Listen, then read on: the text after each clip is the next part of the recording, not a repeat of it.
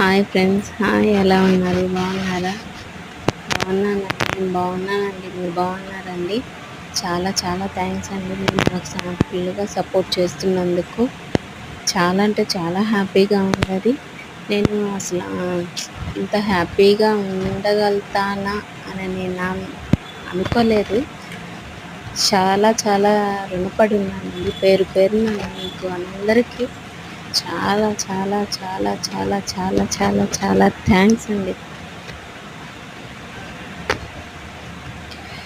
ఈ సంసారం కోసం ఎన్ని ఒడిదొడుకులు వచ్చినా, ఎంత అలజడి వచ్చినా ఈదాలి కదండి. నేను అంతేనండి. సంసారం అంటే కలిసి ఉండడమే కాదు, కష్టాలు వచ్చినా, కన్నీరు వచ్చినా, ఎరులై పారినా సరే ఒకరినొకరు అర్థం చేసుకొని కడవరకు తోడుగా నిలవాలి అనుకుంటాను.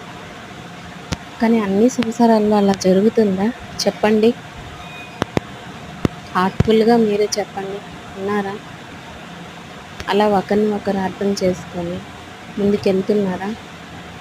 ఎంతవరకు ఉన్నారో నాకైతే తెలియదు, కానీ నేను చూసిన లైఫ్లో చాలా వరకు ప్రెజర్ పడుతున్న వాళ్ళే కనిపిస్తుంటారు. అటు లేడీస్ కావచ్చు, జెంట్స్ కావచ్చు.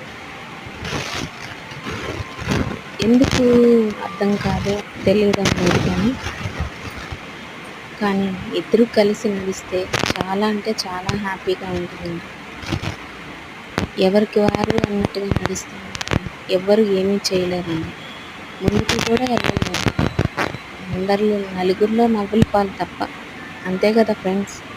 నిజమా కాదా నేను చెప్పేది? ఆకాశం ఒక శూన్యం, కానీ విశ్వమంతా శూన్యంలోనే. నిజమే కదా? ఆ శూన్యం అసలు మన సంసారం కూడా అంతేనండి. దాంట్లో ఎంత వెతికినా అంతా మాయగానే కనిపిస్తుంది తప్ప మనం ఎట్లా ఇదనుకోవాలో నాకైతే అర్థం కావడం లేదు. ప్లీజ్ ఫ్రెండ్స్, ఒకరినొకరు అర్థం చేసుకోండి, హ్యాపీగా ఉండండి. సంసారం కోసం, ఆ సంసారం నిలబడటం కోసం, పిల్లల కోసం ఎంతో కష్టమైనా సరే కష్టాలను ఎదుర్కొంటూ ముందుకు వెళ్ళాలి అని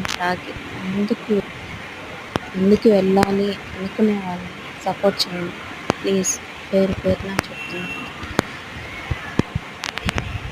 ఎందుకు ఇదంతా చెప్తున్నానో ఏమో తెలియదు, కానీ ఈరోజు కొంచెం బాగా, ఈరోజనే కాదు, చాలా జీవితాలు ఇట్లాగే ఉన్నాయండి.